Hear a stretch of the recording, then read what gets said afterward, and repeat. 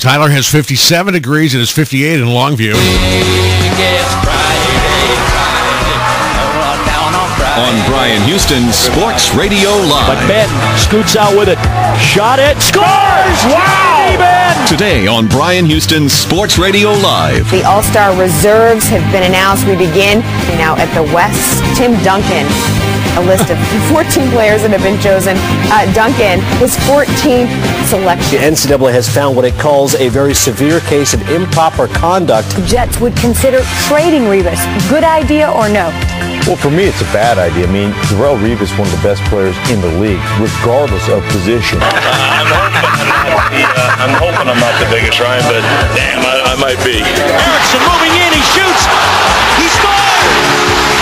Short-handed buzzer beater for Erickson, and the Stars lead 1-0. On 99.3 Talk FM, it's Bryan Houston Sports Radio Live. Get off the shed! Here's Bryan Houston. Friday afternoon, glad to have you here. Thanks very much for joining us. 9 days away from the Super Bowl. 49ers and the Ravens. Cowboys nowhere near Super Bowl at this point. And maybe not in our lifetime. But there's always hope, Brian. Yes, there's hope. Sure. Right. Well, tell me when the funeral happens. I was going to okay? say, for some of us. Yeah, well, sure, whatever you say. One of those guys, though, that had the great experience, not once but twice, of actually playing in that game, is with us right now on the phone. He's on the APEC VIP hotline, cutting-edge training for the serious athlete. APECGo.com, the results show when the athletes hit the field. Of course, the greatest Dangerfield Tiger, and then two-time Super Bowl champion with the Dallas Cowboys. Thomas Everett. How you doing, Thomas? I'm doing awesome, Brian. How are you guys? Doing great. Great to have you on again. Thanks for coming on with us. Hey, let me ask you, tell me who the head coaches were that you played for in the NFL. Who was the head coach when you were in Pittsburgh? Head coach in Pittsburgh was Chuck Noll. He is fair. Chuck Noll. Head coach here in Dallas was, of course, Jimmy Johnson during those runs. Sure. And then Sam White in Tampa. Okay. All three successful head coaches. Obviously, Noll and Jimmy probably Hall of Famers. Noll, no question about it.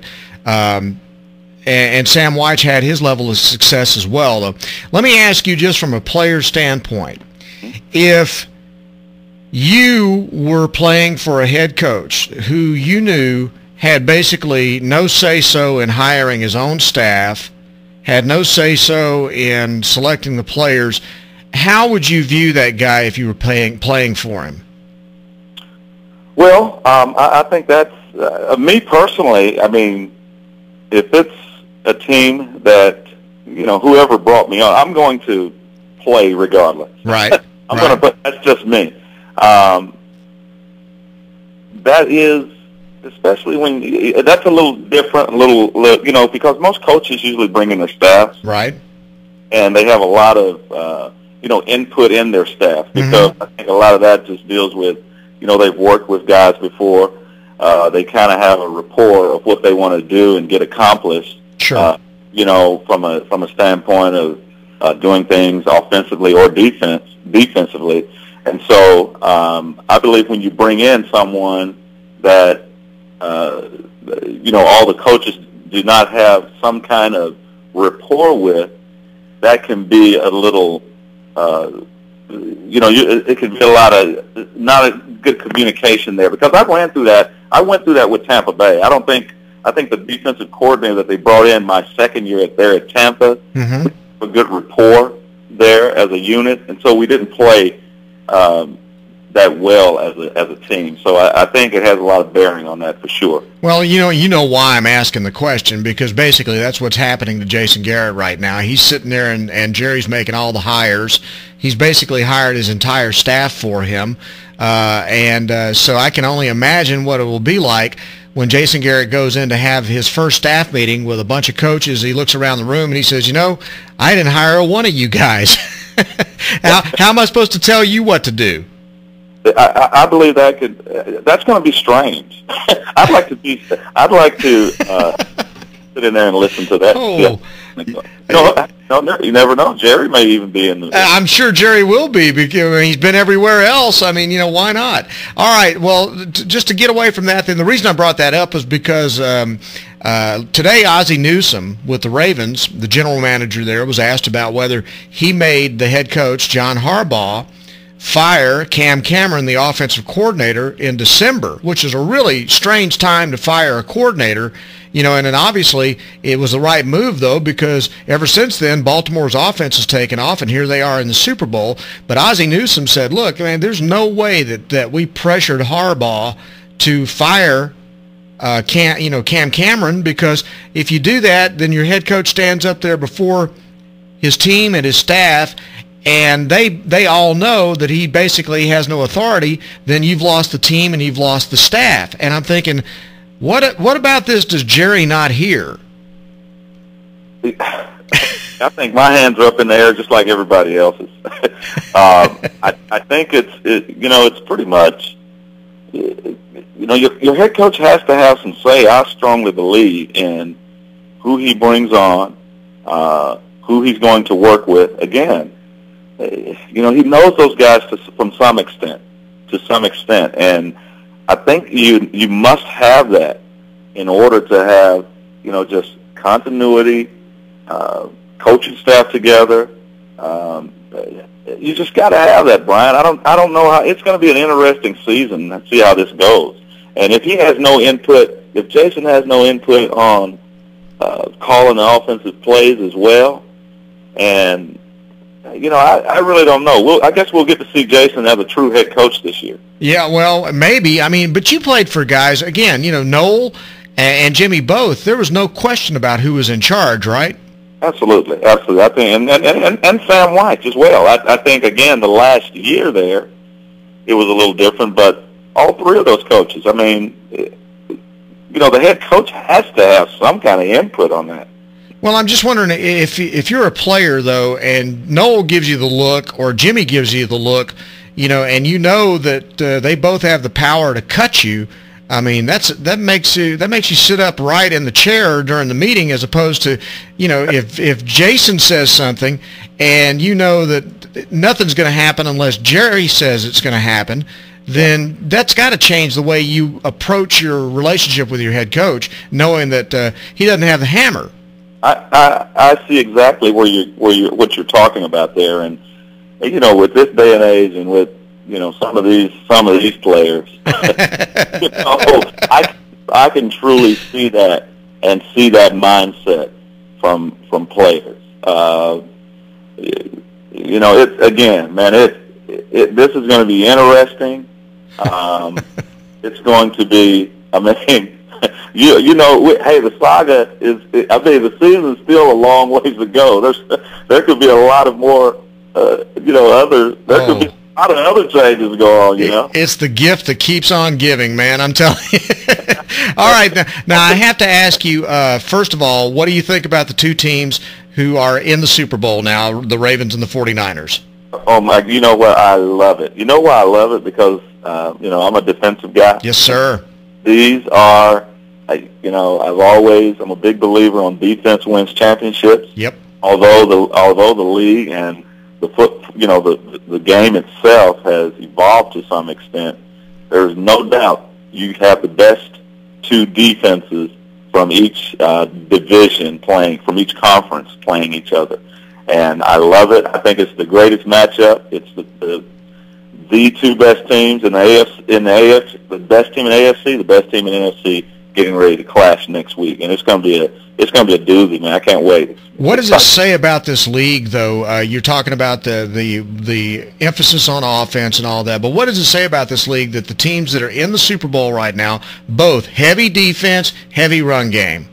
Well, it goes to show that regardless of what you bring in from an offensive standpoint, or a guy like, I know Chip Kelly was a big, touted, and everybody was highly after him.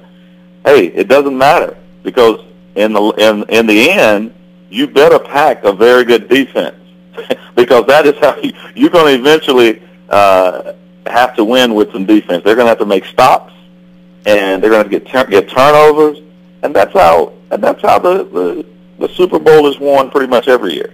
It's won with great defense. Yeah, you have some great offense as well, but in the end, somebody's going to have to make some stops defensively. All right, I want to ask you too. Colin Kaepernick playing quarterback, and they may run some of that zone read.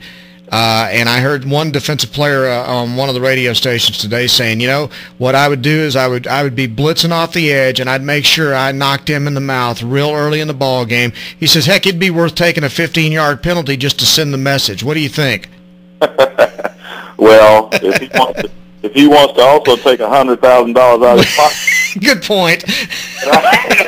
You do have a point there. Yeah. Yeah.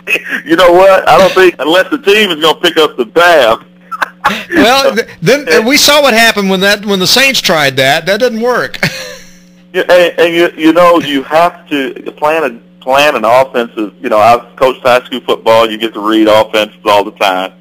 You have to have someone assign. Everybody has to stay on their assignment, and that's what happens when you don't play assignment football. You'll get breakdowns, and you know if they're really focused on Kaepernick, you know Frank Gore and the other kid, they're going to gash him.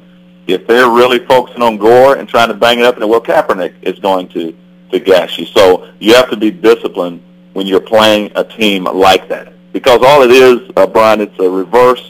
Think about it. It's like a deeper wishbone attack. Yeah. It is. And so everybody has to read their, you know, you have to, if you're assigned to the dive guy or the running back in this case with the read option, you know, your guys have to make that play on him. If you have the quarterback, you can't go sticking your nose in there thinking you're going to make a tackle on one of the running backs, because that's when the quarterback is going to be out the back door. All right, I want you to take me back to the days when you guys got in as the Cowboys. When you, first of all, you win that huge NFC Championship game at San Francisco that really nobody expected you to win. You knocked the King Kong off. And at that point, did you think you guys were headed for a Super Bowl championship? You know what? Every time we stepped on the field, I think we believed we were going to win. We felt we were pretty much loaded everywhere, and we could you know, defeat anybody that we faced. So there was no doubt that we had a swagger coming in. We had just went into San Francisco and beat them up there in their own house. Mm-hmm. So, you know, we felt that San Francisco was better than Buffalo. Sure. And we knew if we went in and handled our business that, you know, we could hoist that trophy up. And, you know, of course we handled our business. Yes, you did. I was wondering what that week was like for you guys, you know, the first time when you hadn't experienced all this. Tell me what this week would be like right now. What would you be doing in this off week? Because in the first Super Bowl, you had 2 weeks. In the second Super Bowl, I believe you had 1 week to get ready for the game, right? Gosh, well, I've had so many concussions I couldn't. No, I think did we have 1 week the second one? I don't remember. I think that's right, but I'm not sure. I think I heard Nate Newton saying you only had 1 week the second time. Well, if Big Nate said it, maybe we did. But the first week you treat the week like a regular game. The first week, that's the way we did it. And then, you know, the second week, of course, you know, you got to go out there and it's a circus out there. So, you know, I think the first day or a couple of days or so, you know, Jimmy gave the guys a little rope, and you know, guys could, you know, the curfew wasn't at a specific time, but as we started getting up to Wednesday and you know, getting up where we put in the game planning, the game plan was already in, but right. As we're getting ready, you know, it's winding down, and we're counting down the days until kickoff. You know, the curfew was in place, and you know, guys were doing the right things and handling themselves, and we were there for business. You know, it's business time. If we, you know, let's win this thing, and you know, you can, you know, do whatever afterwards. But hey, let's focus on the task at hand and do what we have to do and bring this Super Bowl back to Dallas. That was our mindset. How many family and friends hit you up for Super Bowl tickets? Oh, you know what? I cut them off. I think there were about 15 that flew out there. Wow. Yeah, I think there were about 15 of them, and because I cut them off then. Good for you. You were tough. Some tough love with the family there, huh? Yeah, everybody wants to come in. I don't think people realize that, hey, we have to buy these tickets. Yeah. They think we're giving. I mean, people still call me and think I get tickets free or something. What, you don't? You know I'm kidding. And were you ready? How did you get ready for media day? I mean, did you know what to expect? Nate said that he practiced. He was already working on what he was going to tell reporters and stuff.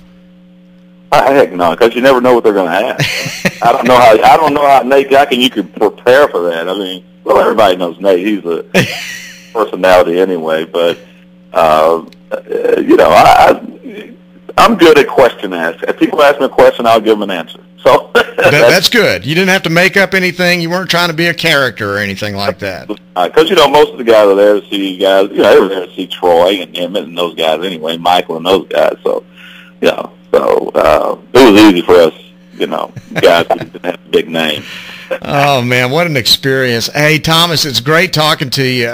We appreciate it. Love to visit with you maybe next week and kind of talk to you a little bit more about the Super Bowl experiences if you've got time to do it. Absolutely. We'll set it up and get back with you and talk about what it was like then once you did it one time, and then what it was like to try to have to go back and do it a second time. That's a good thing. It's a blessing and a curse, I would imagine, though. Well, it's I think going back to that second thing, because everybody's wanting to knock off Dallas anyway. It's supposedly America's team. Sure. So it's but the kind of players that we had, Bryan, I mean, we were full of leaders on that team. And so we accepted challenges. And, after we got Emmett back after the first two games, which were kind of a little shaky, but we got to get back for that second go-round. It was back, hey, let's get this thing back to, and get to Atlanta and win this thing again. So that was our mindset. It was all business when we hit that field.